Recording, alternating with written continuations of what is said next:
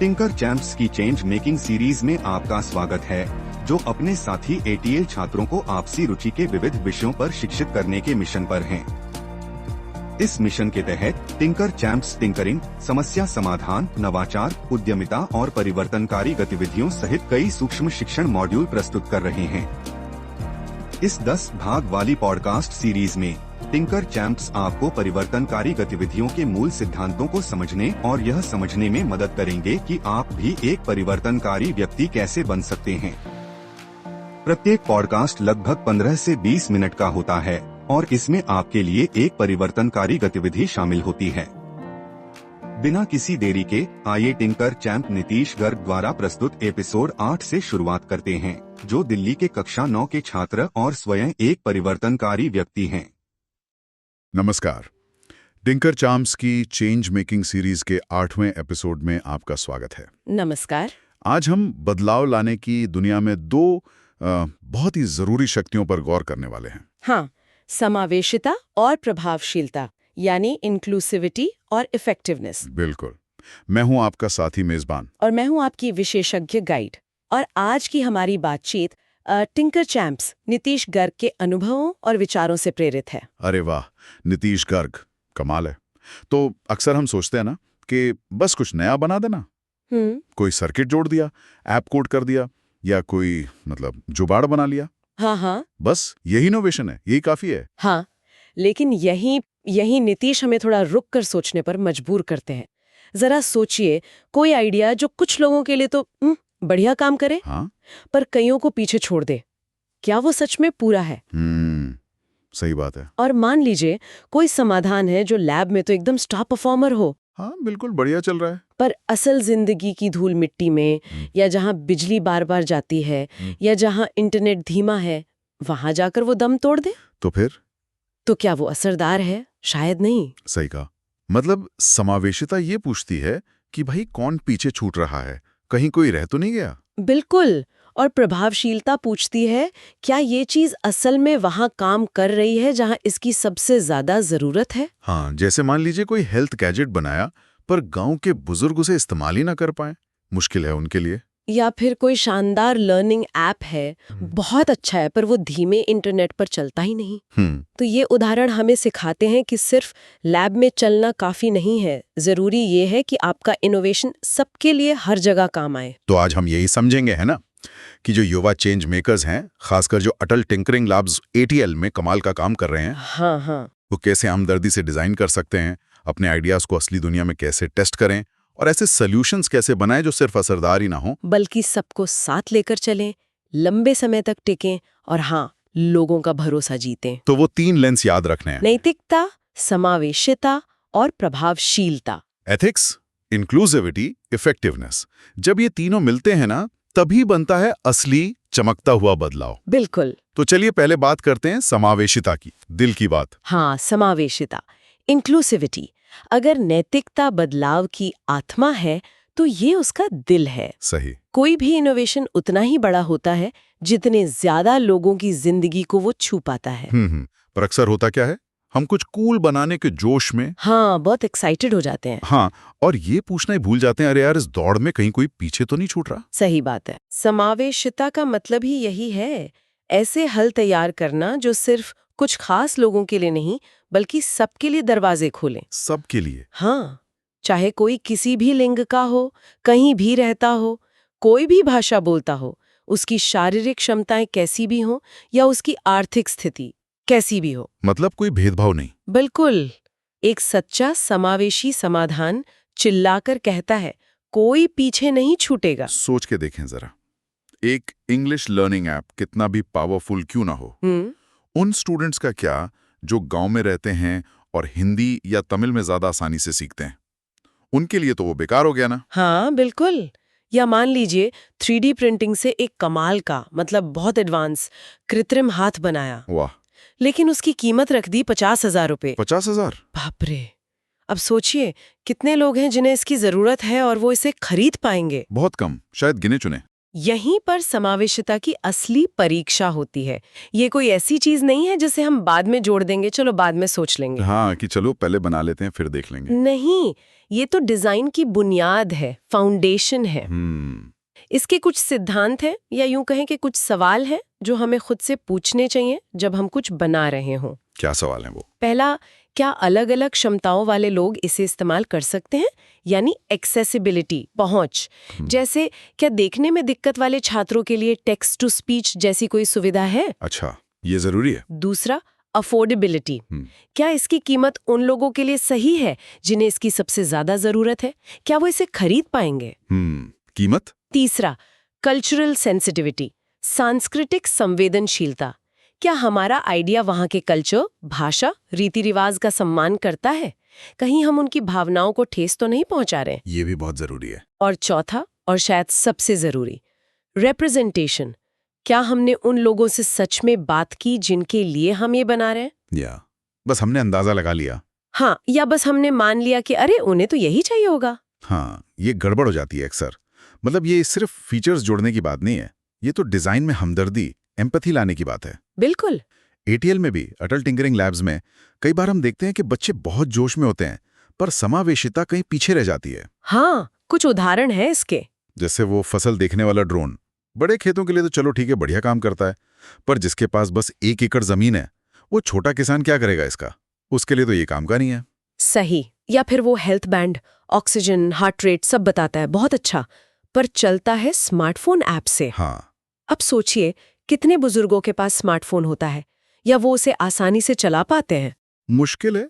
या फिर वो लर्निंग गेम तो बहुत मजेदार है, बच्चे खुश होकर खेलते हैं, पर वो चलता है सिर्फ तेज इंटरनेट पर। तो गांव के बच्चे कैसे खेलेंगे जहां इंटरनेट या तो है नहीं या बहुत धीमा है? वो तो रह गए पीछे। देखें, इन प्रोजेक्ट्स में क्रिएटिविटी की कोई कमी नहीं है। बच्चे होशियार हैं, आइडियाज अच्छे हैं। कमी है तो सबको साथ लेकर चलने की सोच की। तो क्या करें, आइडिया छोड़ दें? नहीं, आइडिया छोड़ने की चुनौती नहीं है, चुनौती है उसे बदलने की, उसे रीडिजाइन करने की, ताकि ज्यादा से ज्यादा लोग उसका फायदा उठा सकें। अच्छा, तो कैसे करेंगे? कुछ तरीके हैं। पहला, अलग अलग लोगों से पूछो। बनाने से पहले असली उपयोगकर्ताओं से बात करो, कम से कम 3-5 अलग अलग तरह के लोगों से। समझो उनकी जरूरतें क्या हैं, उनकी दिक्कतें क्या हैं। User research. हाँ। दूसरा, असली माहौल में टेस्ट करो। सिर्फ स्कूल की साफ सुथरी लैब में नहीं, बल्कि गांव में ले जाओ, कम संसाधनों वाली जगह पर ले जाकर देखो कि आपका प्रोटोटाइप काम करता है या नहीं। धूल में, गर्मी में, कम रोशनी में। मतलब रियल वर्ल्ड टेस्टिंग। बिल्कुल। तीसरा, सरल शुरुआत करो।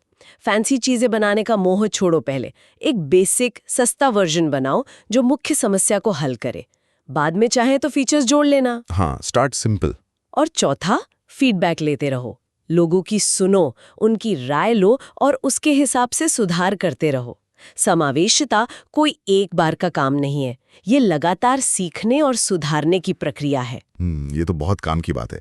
तो जो भी युवा इनोवेटर्स हमें सुन रहे हैं, उनके लिए एक छोटा सा काम है। हाँ। जो भी प्रोजेक्ट आपने देखा है या खुद बनाया है, उसके बारे में जरा सोचिए। उससे कौन जुड़ रहा है, कौन फायदा उठा पा रहा है और कौन है जो बाहर रह जा रहा है। और फिर सोचिए कि आप उसमें ऐसा क्या बदलाव ला सकते हैं कि वो ज्यादा से ज्यादा लोगों के काम आए। याद रखिए, मकसद ये नहीं कि एक ही चीज सबके लिए एकदम परफेक्ट हो। नहीं, वो मुमकिन भी नहीं। हाँ, मकसद यह है कि हमारा इनोवेशन, हमारी मेहनत बेवजह किसी को पीछे ना छोड़ दे। बहुत सही कहा। अब आते हैं दूसरी सुपर पावर पर, प्रभावशीलता, इफेक्टिवनेस। हाँ, मान लीजिए आपका प्रोजेक्ट नैतिक भी है, आपने समावेशी बनाने की भी पूरी कोशिश की, लेकिन असली परीक्षा तो अब है, क्या वो असल दुनिया में, असल लोगों के लिए असल में काम करता है? हाँ, मतलब सिर्फ प्रेजेंटेशन में तालियां बजवा लेना काफी नहीं है। बिल्कुल नहीं। क्या वो वाकई लोगों की जिंदगी में कोई दिखने वाला मेजरेबल फर्क ला रहा है? जैसे मान लीजिए आपने एक वाटर फिल्टर बनाया, लैब टेस्ट में वो 99% कीटाणु मारता है। सुनने में तो कमाल है। हाँ, बहुत प्रॉमिसिंग लगता है। लेकिन अगर वो फिल्टर बिजली से चलता है और उसे इस्तेमाल करने वाले गांव में दिन भर में कई घंटे बिजली नहीं रहती, तो क्या फायदा हुआ? तो क्या वो असरदार हुआ? शायद नहीं। प्रभावशीलता यही पूछती है, क्या ये समाधान उस माहौल के लिए प्रैक्टिकल है जहां इसे इस्तेमाल होना है? गर्मी, धूल, कम बिजली, कम जानकारी वाले लोग, इन सब को झेल पाएगा? क्या ये लगातार कंसिस्टेंटली नतीजे देता है या बस 2 दिन चलकर बंद हो जाता है? रिलायबल है या नहीं? और क्या लोग इसे आसानी से अपना सकते हैं, इस्तेमाल कर सकते हैं, और जरूरत पड़ने पर मान लो छोटी मोटी गड़बड़ हो जाए तो क्या वो खुद ठीक कर सकते हैं या हर बार किसी एक्सपर्ट को बुलाना पड़ेगा? यूजेबिलिटी और मेंटेनेबिलिटी। हाँ, ये सारे सवाल बहुत जरूरी हैं। एटीएल में भी इसके उदाहरण देखते हैं जहां प्रभावशीलता पर सवाल उठ सकता है। हाँ, जैसे वो स्मार्ट सिंचाई सिस्टम, सेंसर वाला। स्कूल के डेमो में तो बढ़िया पानी बचाता है, पर किसान बेचारा अगर उसे खुद ठीक नहीं कर सकता, मेंटेन नहीं कर सकता, तो उसके लिए वो प्रैक्टिकल नहीं हुआ ना। सही बात है। या वो कचरा अलग करने वाला बिन एटीएल लैब में तो बढ़िया चला। हाँ, बाहर रखा स्कूल के मैदान में, धूल उड़ी, बारिश आई, सेंसर जाम, हो गया काम। तो विश्वसनीय नहीं रहा। या कोई लर्निंग ऐप है, उसमें क्विज बहुत अच्छे हैं, कंटेंट बढ़िया है, पर वो फोन की बैटरी इतनी तेजी से खत्म करता है कि बच्चे थोड़ी देर में इस्तेमाल करना बंद कर देते हैं। फिर फायदा क्या हुआ? तो वो इस्तेमाल में आसान या टिकाऊ नहीं रहा। ये सब नाकामी नहीं है, बल्कि ये हमें याद दिलाते हैं क्या कि प्रभावशीलता सिर्फ चमक दमक वाली क्रिएटिविटी नहीं है, बल्कि ये असल दुनिया में टिके रहने की, सहन शक्ति की, रेजिलियंस की बात है। सहन शक्ति। तो इसे कैसे पाएं? कैसे बनाएं अपने प्रोजेक्ट को ज्यादा प्रभावी? इसके भी तरीके हैं। पहला और सबसे जरूरी, जल्दी फील्ड टेस्टिंग करो। लैब से बाहर निकलो, असली जगह 80 लोगों के बीच टेस्ट करो, देखो कहाँ दिक्कत आ रही है। सिर्फ लैब में नहीं। बिल्कुल नहीं। दूसरा, सरल रखो, कीप इट सिंपल।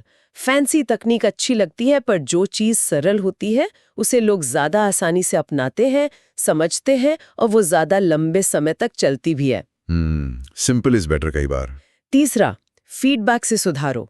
असली उपयोगकर्ता जो बता रहे हैं उसे ध्यान से सुनो, क्या काम कर रहा है, क्या नहीं कर रहा है, उनकी सुनो और उसके हिसाब से बदलो, इटरेट करो। Feedback loop.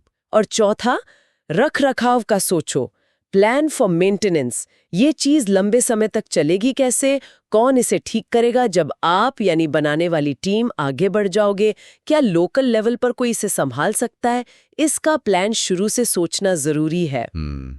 तो फिर से जो स्टूडेंट्स हमें सुन रहे हैं, अपने प्रोजेक्ट के बारे में सोचिए।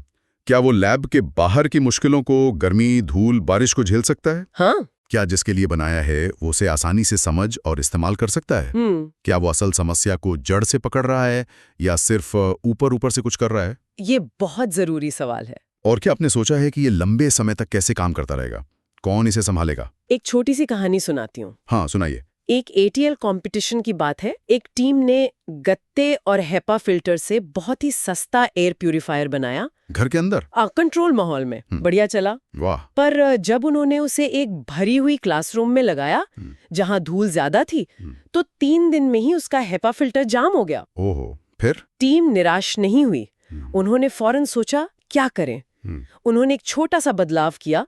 हेपा फिल्टर के ऊपर एक साधारण धोने वाली जाली का फिल्टर लगा दिया, जो मोटी धूल को पहले ही रोक ले। अच्छा। बस इतना सा बदलाव, और अचानक वो एयर प्यूरिफायर प्रैक्टिकल भी हो गया, भरोसेमंद भी और असरदार भी, क्योंकि अब उसे आसानी से साफ किया जा सकता था। क्या बात है। ये दिखाता है कि असली दुनिया की चुनौतियों से डरना नहीं है, उनसे सीखना है, फीडबैक लेकर सुधार करना है, तभी प्रभावशीलता आती है। बिल्कुल। चलिए अब कुछ केस स्टडीज देखते हैं। उन्हीं उदाहरणों को लेते हैं जिन्हें हमने पहले नैतिकता के लिए देखा था, और अब उन्हें समावेशिता और प्रभावशीलता के नजरिए से परखते हैं। हाँ, ये दिलचस्प होगा। तैयार हैं? बिल्कुल। पहला case, smart dustbin, ATL innovation. वही अल्ट्रासोनिक सेंसर वाला डस्टबिन जो पास आने पर खुल जाता था। हाँ, याद है। समावेशिता, साफ सुथरी क्लासरूम में तो ठीक था, पर सोचिए भीड़ वाले बाजार या गांव की धूल मिट्टी, वहां सेंसर शायद काम ही ना करें, ब्लॉक हो जाए। और ये बिजली पर चलता था, जहां बिजली आती जाती रहती है, वहां ये कितना उपयोगी होगा। यानी कई असल उपयोगकर्ता छूट गए, समावेशी नहीं रहा उतना। बिल्कुल। अब प्रभावशीलता, हाँ, ढक्कन अपने आप खुलना मजेदार था, कूल था, पर क्या इससे कचरा प्रबंधन की असली समस्या हल हुई? कचरा अलग करना, उसे सही ढंग से ठिकाने लगाना, वो मुद्दे तो जस के तस रहे। हाँ, वो तो है। तो ये डेमो के लिए शायद प्रभावी था, पर असल सिस्टम को बदलने में अप्रभावी रहा। तो सीख क्या मिली? सीखिए कि सिर्फ इस पर मत रुको कि देखो तकनीक काम कर रही है। ये पूछो कि क्या ये सबके लिए सुलभ है, समावेशी, और क्या ये असली समस्या की जड़ पर काम कर रही है, प्रभावी। सही है। दूसरा केस, IoT आधारित खेती प्रोजेक्ट, ATL इनोवेशन। मिट्टी में नमी बताने वाले सेंसर, जिससे किसान सही समय पर पानी दे सकें। हाँ, IoT वाला। समावेशिता। सेंसर की कीमत थी 5,000 रुपए। उफ। अब बड़े किसान शायद खरीद लें, पर छोटे किसान, जिनके पास शायद पानी की ज्यादा किल्लत हो, जिन्हें इसकी ज्यादा जरूरत हो, वो कैसे खरीदेंगे? हाँ, तो ये कीमत की वजह से कम समावेशी हुआ। अफोर्डेबिलिटी गैप आ गया। लेकिन प्रभावशीलता के बारे में क्या? प्रभावशीलता थी। जहां ये ठीक से इस्तेमाल हुआ, वहां इसने वाकई पानी बचाया, करीब 30% तक। तो ये असरदार तो था। तो सीख क्या है यहाँ? सीख ये कि कोई चीज असरदार हो सकती है, लेकिन फिर भी वो नैतिक या समावेशी पैमाने पर खरी ना उतरे। तीनों लेंस, नैतिकता, समावेशिता, प्रभावशीलता, का साथ चलना जरूरी है। संतुलन चाहिए। बिल्कुल सही। तीसरा case, AI attendance tool, ATL innovation. चेहरे पहचान कर हाजिरी लेने वाला सिस्टम, आर्टिफिशियल इंटेलिजेंस का इस्तेमाल। हाँ, AI वाला। समावेशिता। इसके लिए अच्छा हाई रेजोल्यूशन वाला कैमरा और तेज इंटरनेट चाहिए था, जो हर स्कूल में नहीं होता। खासकर गांव के स्कूलों में। तो वो इसका इस्तेमाल कैसे करते? और दिक्कतें भी थीं। जुड़वां बच्चों या जिनके चेहरे पर कोई निशान या अंतर था, उनके साथ ये गलतियां कर रहा था। मतलब ये समावेशी नहीं था। सही। प्रभावशीलता। जहां ये ठीक से काम करता था, वहां इसने रोज टीचर के 10 मिनट बचाए। तो ये प्रभावी तो था, टाइम बचाता था। लेकिन इंटरनेट बंद तो सिस्टम बंद। प्रभावशीलता इंटरनेट पर टिकी थी। तो सीख ये कि AI जैसी पावरफुल तकनीक भी अगर सबके लिए नहीं सोचेगी, जैसे कम संसाधनों में कैसे चलेगी, तो वो असल दुनिया में पूरी तरह असरदार नहीं हो पाएगी। समावेशिता को शुरू से ही डिजाइन में लाना होगा। अब कुछ बड़े वैश्विक उदाहरण देखते हैं। चौथा केस, डॉक्टर वर्गीस कुरियन और श्वेत क्रांति, भारत के मिल्कमैन, अमूल वाले। हाँ, लेजेंड है वो। समावेशिता। उन्होंने सिर्फ बड़े अमीर किसानों को फायदा नहीं पहुंचाया, उन्होंने गांव के छोटे छोटे किसानों को, खासकर महिलाओं को, सहकारी समितियों के जरिए जोड़ा, उन्हें ताकत दी। ये था असली समावेशी मॉडल। कोई पीछे नहीं छूटा। क्या बात है। और प्रभावशीलता। अरे हाँ, प्रभावशीलता तो जबरदस्त थी। इस मॉडल ने भारत में दूध की कमी खत्म कर दी, देश को दुनिया का सबसे बड़ा दूध उत्पादक बना दिया और लाखों लोगों को गरीबी से बाहर निकाला, पोषण सुधारा। तो यहाँ सीख क्या है? सीख साफ है। असली बड़ा बदलाव तब आता है जब आप सबको साथ लेके चलते हैं, समावेशिता, और सच में जमीन पर नतीजे देते हैं, प्रभावशीलता। बहुत बढ़िया। दोनों का संगम। बहुत बढ़िया उदाहरण। पांचवां केस, एलोन मस्क और टेस्ला, इलेक्ट्रिक कारों को पॉपुलर बनाया। हाँ, आजकल बहुत चर्चा में है। समावेशिता। टेस्ला कारें अभी भी काफी महंगी है, ज्यादातर मध्यम वर्ग के लोग भी उन्हें नहीं खरीद सकते। तो शुरुआत में इसका फायदा अमीर लोगों तक ही सीमित रहा। यानी समावेशिता के पैमाने पर यह अभी भी एक चुनौती है। लेकिन प्रभावशीलता के नजरिए से देखें तो टेस्ला ने ऑटोमोबाइल इंडस्ट्री को हमेशा के लिए बदल दिया है। उन्होंने इलेक्ट्रिक गाड़ियों को कूल बनाया और दुनिया भर में EV अपनाने की रफ्तार तेज कर दी। तो प्रभावशीलता जबरदस्त रही। तो यहाँ सीख ये है कि कोई इनोवेटर प्रभावशीलता में बहुत सफल हो सकता है, पर समावेशिता में शायद उतना नहीं। हमेशा इन दोनों के बीच संतुलन बनाने की कोशिश करनी चाहिए। ठीक है, एक और उदाहरण लेते हैं टेक इंडस्ट्री से। छठा केस, गूगल AI पूर्वाग्रह, बायस। गूगल को आलोचना झेलनी पड़ी थी जब उनके AI टूल्स ने भेदभाव दिखाया। हाँ, ये काफी बड़ी खबर थी। जैसे चेहरे पहचानने वाला AI गहरे रंग की त्वचा वाले लोगों पर ज्यादा बार फेल हो रहा था। ओहो, तो समावेशिता? साफ तौर पर अगर आपका AI कुछ समूहों को सही ढंग से नहीं पहचान पा रहा या उनके लिए काम नहीं कर रहा, तो वो समावेशी नहीं है। डिजाइन में ही कमी थी या ट्रेनिंग डेटा में। और प्रभावशीलता? तकनीकी रूप से AI काम तो कर रहा था, लेकिन सिर्फ कुछ उपयोगकर्ताओं के लिए। इससे वो असल व्यवहार में, प्रैक्टिस में अप्रभावी हो गया, क्योंकि वो सबके लिए भरोसेमंद नहीं था। तो सीखिए कि AI और असल में हर तकनीक को समावेशी रूप से ट्रेन करना, टेस्ट करना और बनाना चाहिए। वरना वो लैब में भले ही चलें, असल दुनिया की प्रभावशीलता में फेल हो जाएगी। डेटा में विविधता, टीम में विविधता, ये सब जरूरी है। ये सारे उदाहरण वाकई आंखें खोलने वाले हैं। हमने एटीएल लेवल पर नैतिकता, समावेशिता और प्रभावशीलता की बात की, फिर वैश्विक उदाहरण देखे। पर अब एक कदम और आगे जाते हैं। कहाँ? जब हम अपने एटीएल प्रोजेक्ट या किसी छोटे आइडिया को लैब या क्लासरूम से निकालकर बड़े पैमाने पर असल दुनिया में लेकर जाते हैं, यानी स्केल अप करते हैं, तब क्या होता है? हाँ, स्केल अप करना, ये बहुत रोमांचक होता है ना। आपका आइडिया जो पहले शायद कुछ दोस्तों या स्कूल तक सीमित था, अब वो सैकड़ों, हजारों या शायद लाखों लोगों तक पहुंच सकता है। बिल्कुल, बहुत गर्व महसूस होता है। लेकिन यहाँ एक पेच है, एक चुनौती है। क्या? जो चीज 10 छात्रों के लिए काम कर गई, वो जरूरी नहीं कि 10,000 लोगों के लिए भी अपने आप वैसे ही काम कर जाए। ये तो है। यहीं पर नैतिक सोच, समावेशिता और प्रभावशीलता की समझ हर कदम पर और भी ज्यादा महत्वपूर्ण और भी ज्यादा क्रिटिकल हो जाती है। तो जब हम स्केल अप करते हैं, तो समावेशिता के कौन से नए सवाल सामने आते हैं? कई सवाल आते हैं, जैसे भूगोल। क्या दूर दराज गांव के उपयोगकर्ताओं को भी उतना ही फायदा मिलेगा जितना शहर वालों को, या वहां तक पहुंचना, सर्विस देना मुश्किल होगा? हाँ। भाषा और पहुंच, क्या आपके समाधान को अलग-अलग स्थानीय भाषाओं में समझाया जा सकता है? क्या दिव्यांग उपयोगकर्ताओं के लिए जरूरी बदलाव, एक्सेसिबिलिटी फीचर्स, बड़े पैमाने पर भी दिए जा सकते हैं? वहनीयता, अक्सर जब हम बड़े पैमाने पर जाते हैं तो शुरू में लागत बढ़ सकते हैं। तो क्या आपका समाधान उन सभी लोगों के लिए सस्ता और पहुंच में रह सकता है जिनके लिए आपने इसे बनाया था? ये बहुत बड़ी चुनौती है। हाँ, इसका एक छात्र उदाहरण याद है मुझे। एक एटीएल टीम ने 16 संचालित पंखे बनाए थे। अच्छा। एक स्कूल में लगाए, बढ़िया चला। फिर उन्होंने सोचा इसे कई गांवों के स्कूलों तक पहुंचाते हैं। पर तब उन्हें एहसास हुआ कि छोटे गांवों के स्कूल शायद कई सारे पंखे खरीदने का खर्चा न उठा पाए। हाँ, बजट की कमी। तो उन्होंने क्या किया? हार नहीं मानी। उन्होंने एक समावेशी हल निकाला। हर स्कूल को कई पंखे देने की बजाय उन्होंने साझा सामुदायिक पंखे का मॉडल बनाया और एक रोटेटिंग उपयोग का शेड्यूल बनाया। अरे वाह! कितना सरल, पर कितना समावेशी सोचा उन्होंने। कमाल है। और बड़े पैमाने पर प्रभावशीलता की क्या चुनौतियां होती हैं? वो भी अलग होती हैं।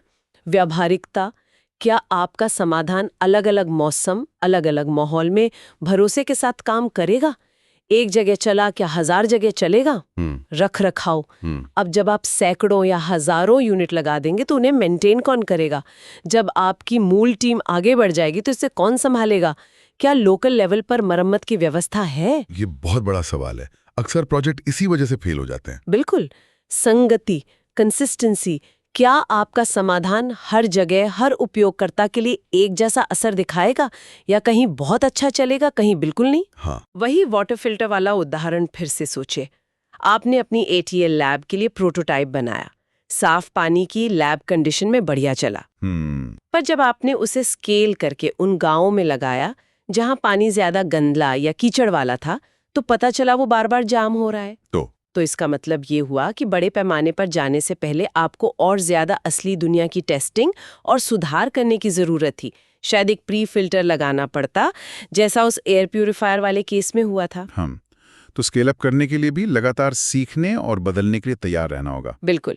फील्ड फीडबैक, लोकल टेस्टिंग और पुनरावृत्ति, इटरेशन, ये बड़े पैमाने पर भी प्रभावशीलता सुनिश्चित करने के लिए बहुत जरूरी है। पीछे मुड़कर देखते हैं तो नीतीश गर्ग ने भी शायद यही सब महसूस किया होगा, है ना? उन्होंने एक सरल बात समझी, कोई प्रोजेक्ट तब तक पूरा नहीं होता जब तक वो समावेशी और प्रभावी न हो। हाँ। जब वो विद्युत वाह पर काम कर रहे थे, जो ग्रामीण भारत के लिए इलेक्ट्रिक व्हीकल सॉल्यूशन था, तो चुनौती सिर्फ उसे चलाना नहीं थी, बल्कि ये पक्का करना था कि असली गांव वाले, असली समुदाय उसका उपयोग कर सकें, उसे अपना सकें, वो समावेशी और प्रभावी हो। और चेंज मेकर्स के साथ भी जो वो वर्कशॉप करते थे, मकसद सिर्फ एक मजेदार एक्टिविटी कराना नहीं था। नहीं, मकसद था बच्चों में बदलाव लाने का जज्बा जगाना और ऐसा असर पैदा करना जो लंबे समय तक बना रहे, स्थायी प्रभाव। तो यही संदेश आप सबके लिए है, हमारे युवा चेंज मेकर्स जो एटीएल लैब्स में और बाहर इतना कमाल का काम कर रहे हैं। हाँ, 3 बातें याद रखें। जिम्मेदारी से डिजाइन करें, हमेशा पूछें कि आपकी बनाई हुई चीज से कहीं कोई पीछे तो नहीं छूट रहा। वास्तविक रूप से परीक्षण करें, लैब से बाहर निकलकर जांचें कि क्या ये असली दुनिया की चुनौतियों में काम करता है। बिल्कुल। और सभी के लिए बनाएं, क्योंकि असली इनोवेशन की पहचान इस बात से नहीं होती कि वो कितना नया या फैंसी है, बल्कि इस बात से होती है कि वो कितने लोगों की जिंदगी को बेहतर बना रहा है, कितने जीवन को छू रहा है। क्या बात है। याद रखिए दोस्तों, तकनीक आपको उड़ने के लिए पंख दे सकती है, इसमें कोई शक नहीं। हाँ, टेक्नोलॉजी एक टूल है, लेकिन समावेशिता और प्रभावशीलता वो ताकतें हैं जो आपको सही दिशा में ऊंचा उड़ाएंगी, दूर तक ले जाएंगी और आपको ऐसा बदलाव लाने में मदद करेंगी जो सच में मायने रखता है, जो टिकाऊ है। और अब जाते जाते एक सवाल छोड़ जाते हैं आपके सोचने के लिए। जरूर। जब हम कोई समाधान, कोई प्रोजेक्ट बना रहे होते हैं, तो क्या हम सिर्फ एक तकनीकी पहेली, एक टेक्निकल प्रॉब्लम सुलझा रहे होते हैं, या हम सच में उन लोगों की जिंदगी बेहतर बनाने की कोशिश कर रहे होते हैं जिनके लिए वो समाधान है? गहरा सवाल है। असली बदलाव की शुरुआत कहाँ से होती है? लैब की टेबल पर रखे प्रोटोटाइप से, या समुदाय की जरूरतों, उनकी आवाजों और उनकी असल जिंदगी से? जरूर सोचिएगा इस पर। बिल्कुल। इस सोच के साथ आज के लिए बस इतना ही। सुनते रहिए टिंकर चैम्प्स। नमस्कार।